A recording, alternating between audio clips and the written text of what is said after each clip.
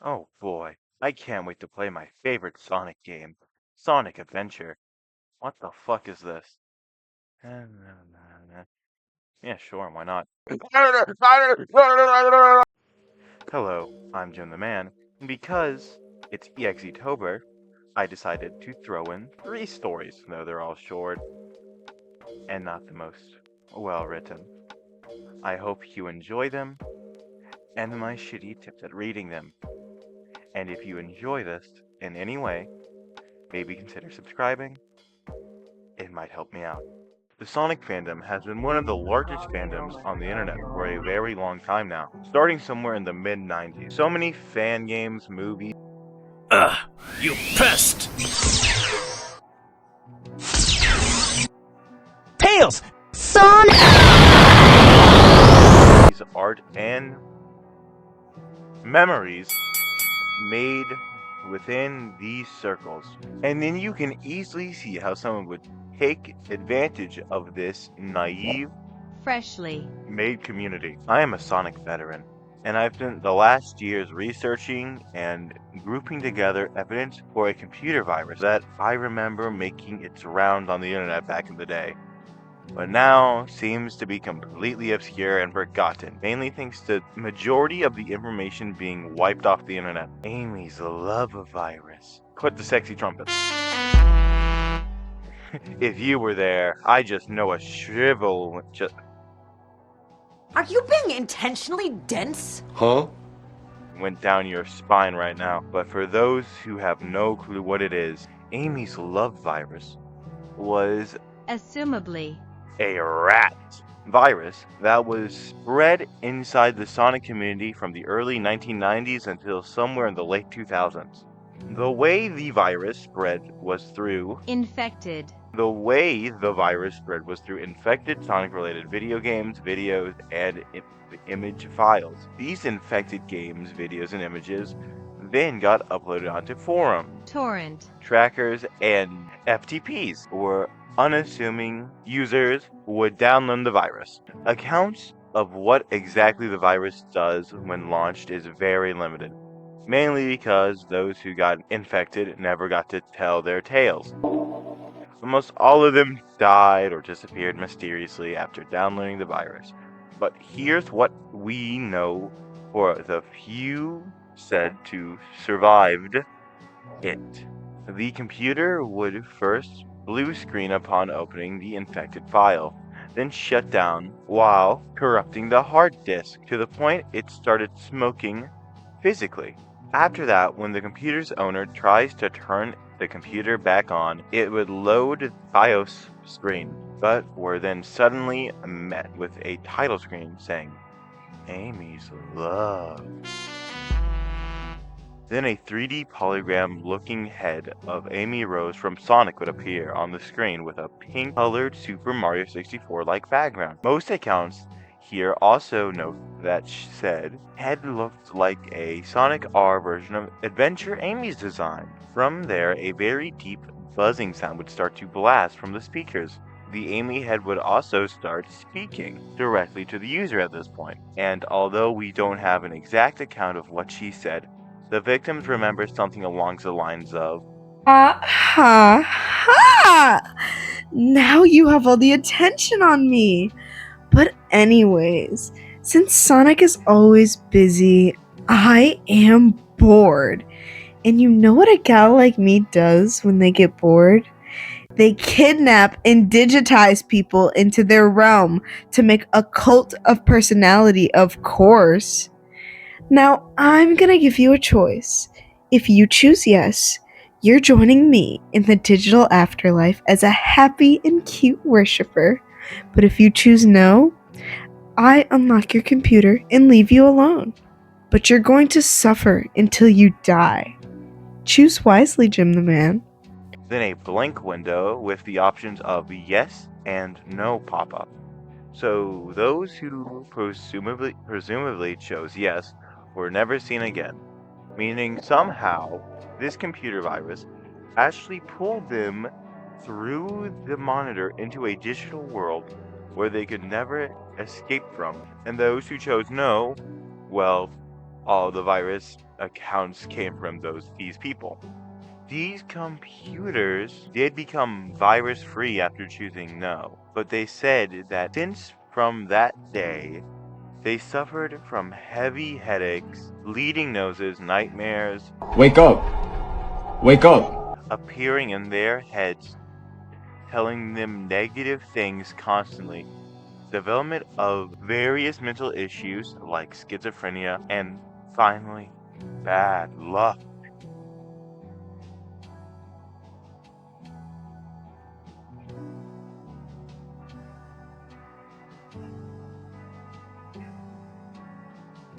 My theory is that those who were found dead later after downloading the virus committed suicide due to how hardcore the side effects of choosing no were. No one knows who made this virus and where it originates from, which makes it even more creepy.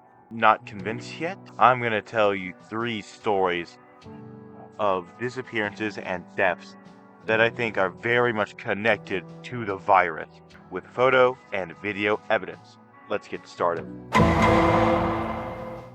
This is the earliest of these 3 taking place in 2000, on a Hungarian. summer camp created by a local Counter. strike 1.6 team called DAV1P0RS. One of these team members happened to be a Sonic fan and decided that this would be a perfect time to download the Sonic SatAM series to watch on those lonely nights at the camp. And so when the team and some of the paying patrons arrived at the scene, this team member called Miles Shot started doing just that. He searched a little bit until he found a site called sonicrajzfilm.hu, where all the Sonic cartoons at the time was said to be downloadable. Without any checking into the site, Miles downloaded the SatAM Season 1 zip file, and that would take up the entire day. So he would go out and do day 1 activities with his teammates, friends, and paying patrons. By around 10 p.m., the download would finish, but then the entire camp would go out on a night hike in the nearby mountains sounding the camp, but Miles convinced his fellow teammates to stay in the camp so he can watch SatAM, saying that they would go hiking again next night anyway, and he waited during the entire day for this shit to download. the only other people that stayed with him in the camp was the Constant. staff, a disabled girl in the neighborhood, Bungalow. and Miles Shot's girlfriend who planned to watch the downloaded season with him. After this, we don't know what happened with Miles Shot and his girlfriend, but after they arrived back from the hike and checked in Miles Shot's bungalow, they would find his girlfriend hanging on the ceiling with a VGA cable, with Miles himself being missing. While the others searched for Miles and tried to give his girlfriend medical attention, one of the team members who eventually wrote this entire account down on a Hungarian Sonic forum site noted that Miles' computer was still on, with the SatAM zip file still being there. Out of curiosity, he checked the zip file, and after opening the first video, he got the Amy's Love virus. OP chose no. Select screen, and immediately after heard a terrifying noise. OP swear he saw a shadowy figure in the corner of his eye. So OP got outside and quickly took a picture of the figure, although the picture was too dark and blurry, so barely anything is visible on it. And that is it. No one knows what happened since. And even the camp itself is demolished now. OP never gave any updates either, and the forum where he posted it was about his incident has now been shut down. A girl named Jennifer Allenson, or known online as Jennifox, was known for making easy let's plays Kill that zombie! I'm trying to. and tutorial videos relating to games for her own website, Jennifox.com. She was a major Sonic fan and liked to make videos on Sonic related things. She also started a tradition where every week she would Actually, live stream Christ, what are you doing? You're being such a baby. herself playing some games, mainly Flash or fan games. She did this by creating a real media streaming station and sharing the links for each stream on her site. 2003.07.2020. She started the weekly stream and tried to play a game called Sonic and the Golden Ring of Nazadram. which was sent by a viewer. But when she tried to play it, the stream suddenly cut off. A day later, Jean wrote a post about this on her site, A strange virus with Amy Rose holding her files hostage. stating she got this was clearly the Amy's love virus. And then 2 days later, she committed suicide by shooting herself in the head with a 12-gauge shotgun immediately after the news broke out. Ginny's website shut down, and now all of her content is lost media. This one's the most interesting. On May 10th, 2005, a video called Amy's Love Virus was uploaded to YouTube, which was just unleashed to the public at the time. The video is said to originate from Brazil, and not Surprisingly, this video with the channel, which uploaded nothing, but this video called Magic Juno was deleted off YouTube somewhere in 2006, leaving it lost media. Well, partially. after 6 months of intense searching, I managed to find the few first seconds of the YouTube video. Thanks to a broken MySpace link, the rest of the video can't be recovered. Here we see a crying child trying to record the screen as someone with a heavily modified Windows XP is seen with the Solitaire. on his screen. Some smoke of the hard drive is already visible. During the rest of the video, another kid was revealed to be sitting at the computer, who said in Brazilian that he just wanted to play Sonic Heroes while crying his eyes out. The hard drive started sparking, scaring the kids. Then the eventual Entirety. of the virus plays out. By the time the select screen pops up, the two kids are crying and screaming loudly. We don't know what they selected because of the video ends around there. What happened to these two kids are unknown, especially since this was the only video this channel ever uploaded before being shut down.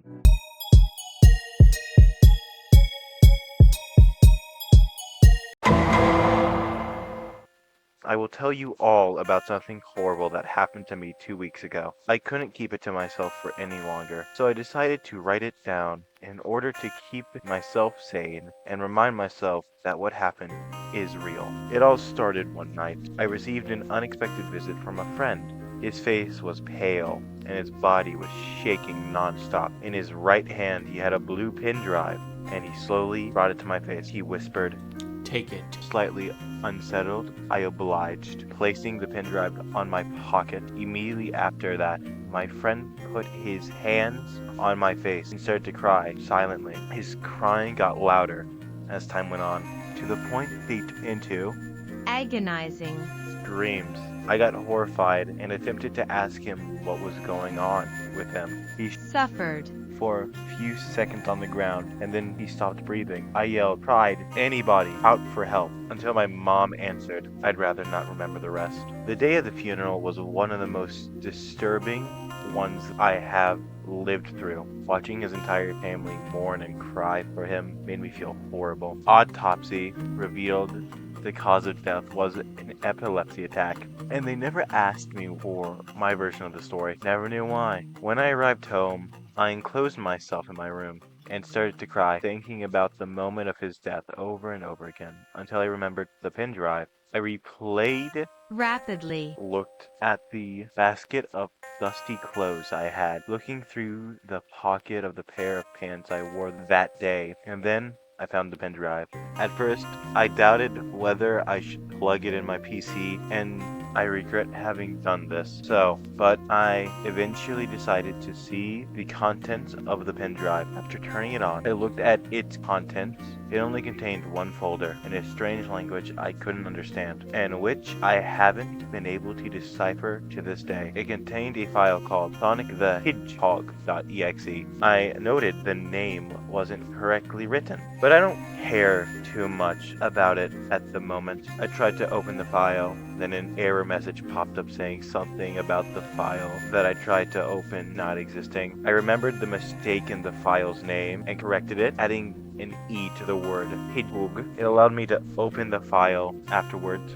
I then remember my friend was a big Sonic fan, which unsettled me a bit when I realized the fact, but I calmed down because of the fact the file was about the friendly blue hedgehog. After opening the game, the screen faded to black, showing a text that read out "loading" with 3 dots that appeared and disappeared. It's a constant rhythm. It's a fucking game, I exclaimed, not being sure how to feel about this. I waited for the game to load, and it eventually showed a colorful 8-bit scenario with Sonic's emblem in front, with him wagging his finger like the classic games alongside the typical title screen music. For a moment, I thought this had nothing to do with the death of my friend, until I saw smaller letters in the menu. In the portion of the screen dedicated to the Sega 1991 copyright credits, there was some text written in the seemingly exact same strange language of the folder. I felt chills go through me when I noticed. After that, I simply decided to press enter and move on. The level was the same one as the original version of Green Hill. I could use the arrow keys to move and the spacebar to jump. The character physics were normal, just as they were in the original games. It all went just fine until I made a mistake. Mark! Look, I made a mistake. Mistake! Yes. And got hit by an enemy. In the original games, the rings you collect would be filled once you took damage. However, this time, instead of rings being spilled all over the place, they were completely red squares coming out of Sonic. My optimistic mind thought it was just a bug, but deep down, I knew this wasn't a good sign. I kept going until I cleared the level, but when the act name was played on the screen, instead of the typical Green Hill Act 2, there was a lot of garbled text written in the strange language I previously mentioned. The background was normal this time. It was a plain blood red block that seemingly was slowly pulsating as time went on. I did get scared at this point. I tried to close the game immediately with the escape button, but it wouldn't work, so I tried pressing any button in desperation. Control, Alt, Super, none of them worked as the screen distorted itself violently. My desperation grew at some point. A really bright flash began rapidly flickering on the screen, and somehow it paralyzed me. I couldn't move or close my eyes. I could only watch the horrible things going on the screen. excessively Disturbing female screams started to blast on my speakers, while the screen displayed a close-up of Sonic's face crying blood as the word RIP started appearing everywhere around the screen. The screen didn't stop. In fact, they only got louder as time went on. I started to cry, still unable to move, and then started shaking. I will end up just like him, I thought, horrified. The screen faded to black once again, and the screen stopped too. I desperately fought in an attempt to move, but all of my efforts were in vain. On the screen, in enormous red number 10 showed up, which then changed to 9, 8, 7. I have to get out of here, I thought, still unable to move. 6, 5. With my biggest efforts, I was able to move a finger, then my hand, my arm, and then my entire body. Once the cooldown got to 2, I jumped at the ground, covering my head, as if I were in some sort of shootout. I heard a horrible female scream similar to those that sounded in those jump scares pranks that appeared all around the internet, except this one was scarier, and even worse. It was even more prolonged. I rapidly unplugged my PC cable. Then I did the same with the pen drive and stomped it until it was torn into a million pieces, completely destroyed. The nightmare was over. I couldn't stop shaking after what had happened. I eventually drained my tears and left the room. I never told anyone about it till now. Maybe I should just forget about it. Sometimes I believe I shouldn't expose my life out of mere curiosity. It's not worth it. However, if there's one thing I'm sure of, is that regardless of what happened at the end of that countdown, I don't ever want to know what it was.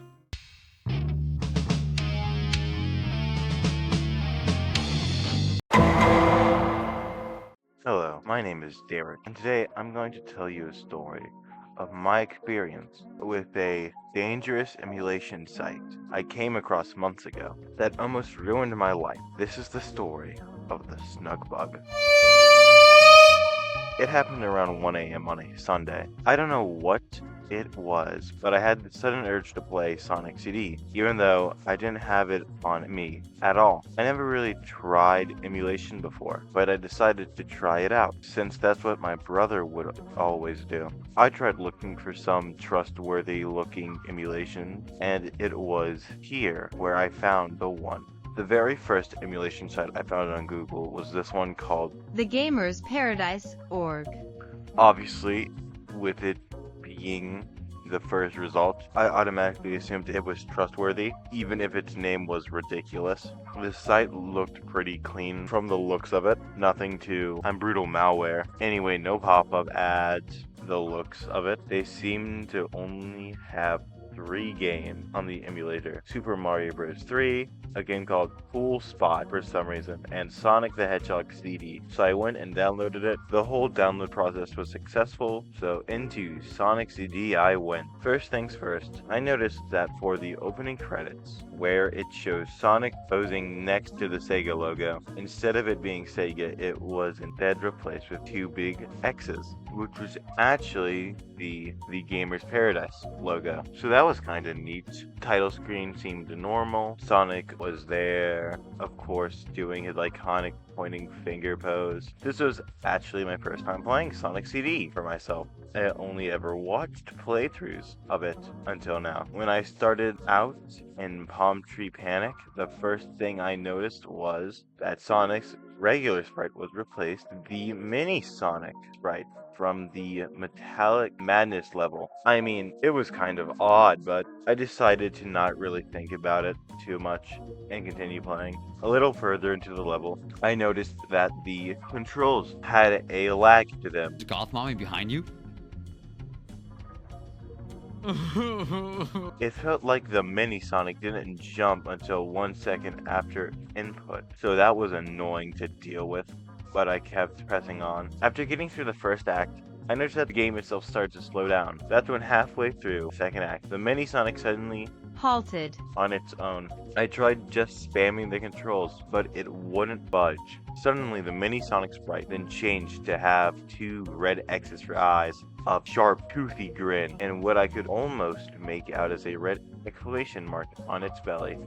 Okay, let's get the crap already. Hello, my name is Snug, and you're my friend. Have you just downloaded a legal game? Suddenly, the screen started getting overran by 1,000 more of those snugs, to the point that the game crashed. My heart dropped, and a cold chill went up my spine. After a bit of silence, an image came up on screen. It was all just a mess of incomprehensible gibberish, as if someone was smashing a keyboard, all while a close-up image of that snug thing was in the background. You have broken the law, and such as your computer and everything you have used and risked to save your life, you must fork over 200 USD Bitcoin to... I actually forgot the name here. Do so, and say goodbye to your personal files. I shut that shit off! I didn't know what to do. I made a grave mistake. They wanted my money. My heart was racing. Suddenly, my laptop turned itself back on. A harsh blare of white noise came out of my laptop. Snug laughed on screen. I noticed that there was dozens of red X's surrounding Snug as it laughed, as if dozens more of Snug were laughing at me. They laughed and laughed and laughed, then text started flickering on screen. But it wasn't long until it started flashing again, except now it was flashing my actual address and more of my personal information on screen. Laughter kept getting more rampant. It then started showing graphics of files I had saved in my laptop on screen, and one by one they zoomed into Snuggle's laughing jaw, as if it was eating them. I didn't know what to fucking do. The power button wasn't working anymore. I unplugged my laptop and tossed it to the floor. I even grabbed the bat and started smashing it to the ground while the haunting laughter grew more distorted. While I was smashing my laptop, I could hear So that's gonna be hard. Well, you're lost. Oh, even mine now. It's not dumbass. the taunting stopped. My laptop was destroyed, and I was scared beyond belief. There are people who know my name now. People I don't even know. I don't even know what to do after that. What could I do? Months have passed after that. Catastrophe. I had to delete everything, left my apartment and moved in with a friend till I could get my life in order. Everything that I had saved in my laptop, from family photos to game passwords, were all gone. I tried reporting all of this to the authorities, but I couldn't find the Gamer's Paradise anywhere, as if it just disappeared. They said that they'd give me a call if anything turns up. After that day, I was too paranoid to even use the internet anymore. I tried revisiting my old apartment a day ago and found a strange single note on the door. It said, Thank you for playing. "This is a warning for everyone on the internet. If you ever come across a site called thegamersparadise.org, do not trust it. It is ransomware. Report it immediately. Beware of the Snug Bug."